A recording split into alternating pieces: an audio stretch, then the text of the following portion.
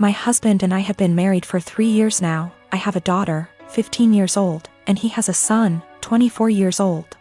I am friendly with my stepson, but we aren't close. He has a biological mother who is a perfectly fine woman. I'm not here to take the role of his mom.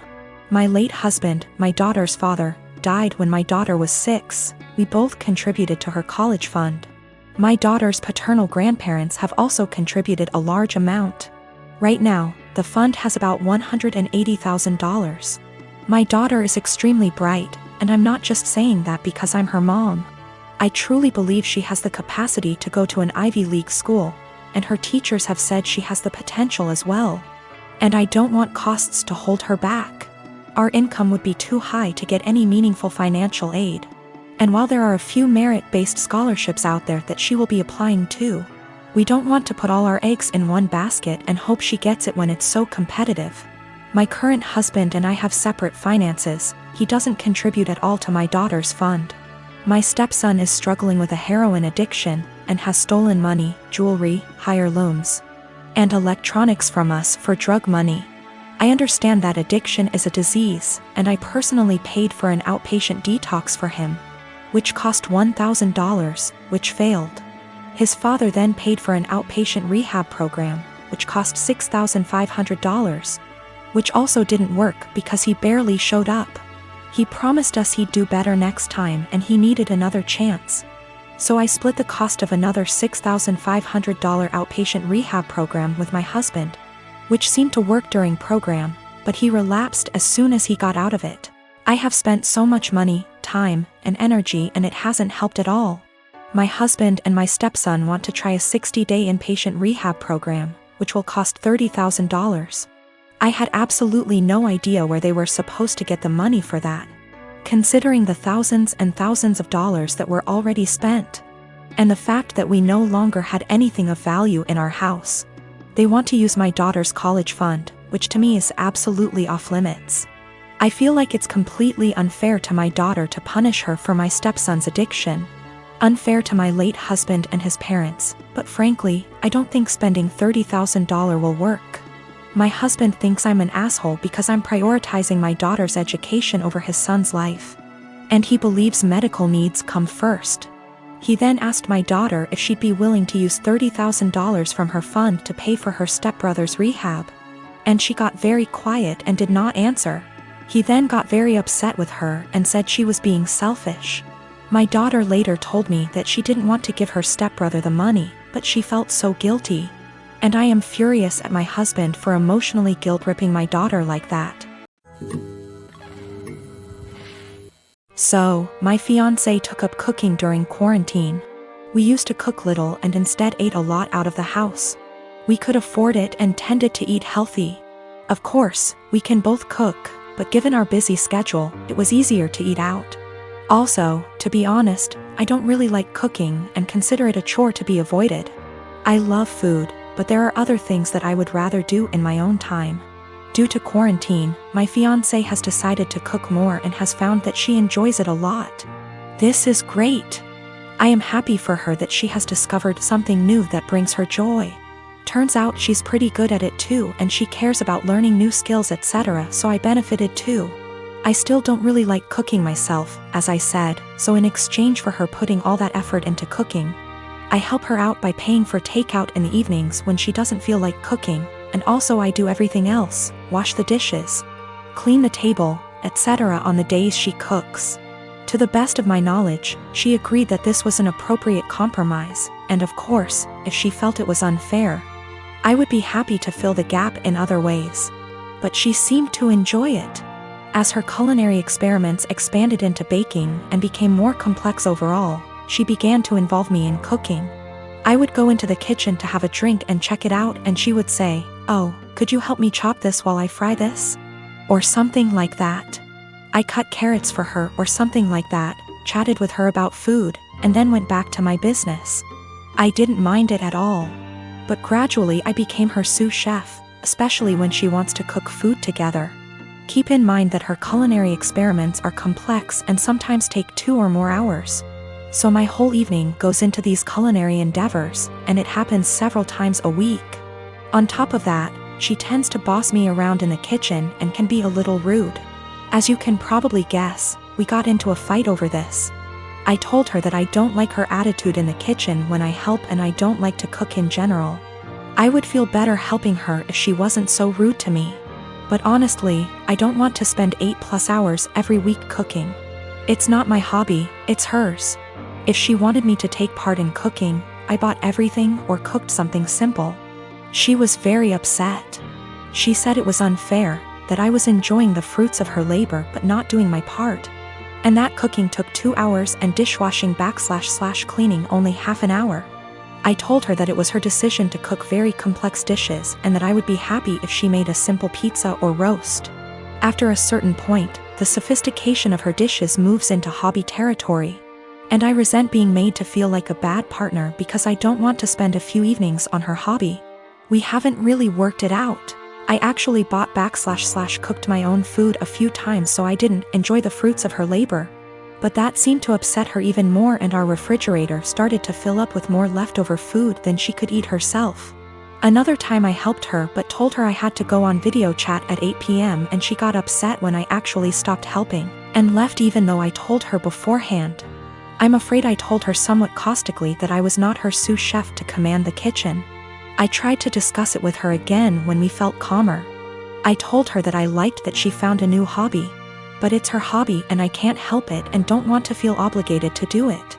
She countered that it was not feminist of me to put the cooking on her and benefit from it without helping her.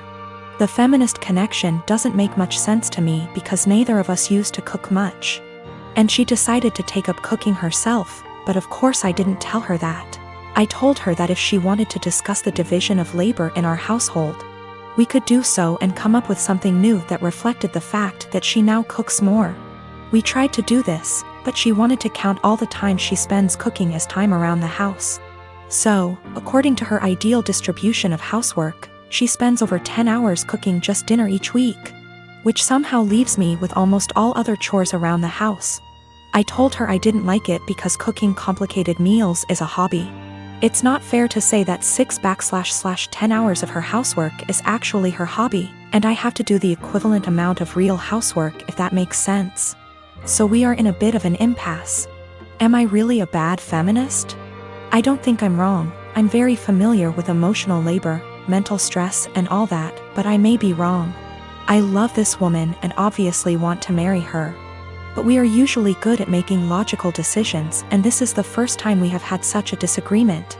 I don't know how to get her to understand the line between cooking as a necessary activity and cooking as a hobby.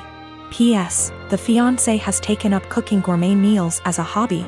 But now it becomes my responsibility to help out and do more housework that I don't think I should.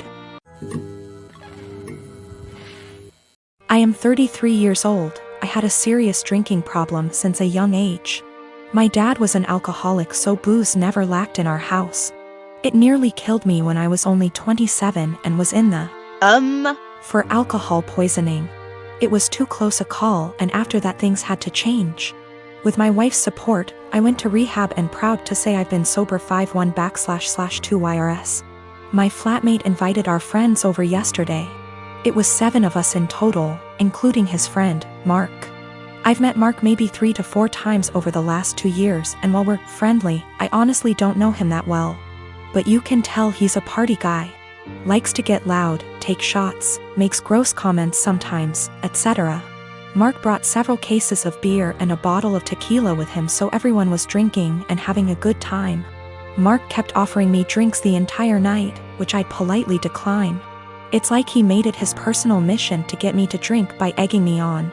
Saying every time he sees me I'm either drinking a soda / water and it's okay to let loose sometimes. He resorted to teasing me into drinking, calling me princess. I don't know what that had to do with not wanting to drink. All my friends there knew what I was like before. How bad my drinking was, so they kept trying to steer the conversation so he'd forget about me. But every now and then he'd hand me a shot glass or a beer and would not let it go even after telling him yet again that I didn't want to drink. My wife became uncomfortable with his behavior. I think she was worried I'd actually drink. She grabbed the shot glass from me, dumped it in the sink and told him to stop it already. He looked between us and grinned like he understood now. Mark joked that maybe we should get my wife drunk first, then that'll get her to loosen up the leash she has on me. I'll admit, that made me see red. I got in his face and told him, "Actually, I don't drink because last time I did I almost King died, so unless you want me puking everywhere and having seizures, you should shut up and leave my wife out of this." Wiped the smile off him real quick and he apologized. The rest of night went on and he finally left me alone. Our flatmate did confront me in the morning because he thinks I was too honest with Mark and it wasn't his fault, he didn't know. He was just joking around and I made him feel bad. Our other friends agree he was being too pushy and deserved being told off. My wife agrees, so he's the only one right now that's taking Mark's side. He said I could have ignored him until he gave up instead of bringing up an uncomfortable truth from my past. Now yes, I could have just told Mark the truth without full details, but felt that's none of his business and a no should have been enough. I only got carried away when he decided to include my wife in his jokes. So yes, I am wondering if I was a bit of an a-hole for what I told him instead of keeping the peace. I have always been civil with my half-brother. We were close as kids, but he started to have an attitude at 13 and pretty much stopped being nice, and started messing with my things / making fun of me and doing pranks to annoy me / privacy, was gone with him coming into my room and taking my things. Whenever I complained, my stepmom would normalize his behavior and make excuses. My dad never really grounded him and thought that talking to him will get him to behave better. I'm currently in college. I live in a rented apartment and have car to help me get to the university or other places. The car isn't expensive or fancy at all. I saved up for it 2 years ago. I decided to have Christmas dinner with my family. It's the perfect opportunity to be with family since I haven't seen my dad in a while. I arrived at my dad's house and left my purse and my keys on the kitchen island after my stepmom told me to help with dinner. My half-brother started talking about my car in the kitchen while my stepmom was listening and asked if he could take it for a couple of hours to hang out with friends. I politely told him no. He threw a fit and brought up how I needed to relax and not worry, but my answer was still the same. While we were sitting at the dinner table, my half-brother got up, washed his hands, and I thought he went outside. I got busy talking to my dad, and after I got up to wash my hands, I noticed my car keys weren't there. I went outside to ask him and neither he nor my car were there. I lost it. I started calling his phone, but he hung up on me several times. I was furious. I told my dad I'd call the police if he didn't come back with the car. My stepmom jumped to defend him and said I was being unreasonable to call the police. I called him one last time, then I called the police. My stepmom freaked out when my half-brother got picked up by the police. She told me to go explain the situation to the authorities, otherwise he'd spend the night in jail. But I refused, especially since I still hadn't got my car back. Stepmom yelled that I ruined dinner and that it was no big deal, he was going to return it after borrowing it from me, but he didn't really borrow it, and she heard me say no. I don't know what she told the police, but I didn't give permission to use the car. My stepmom's side of family are mad at me for doing this to my brother and hinted that I don't consider him family. My dad's side of family sided with me, saying he deserved it. My dad said I overreacted and I shouldn't have called the police when he disappeared for 4 hours. I talked to the police about what happened, and I learned later that my stepmom said that her son was allowed to borrow it, and that it was a misunderstanding. I wasn't going to let her continue to lie, but my dad told me to back off and let it go. This really upset me. My half-brother wasn't even berated the way I was by the family.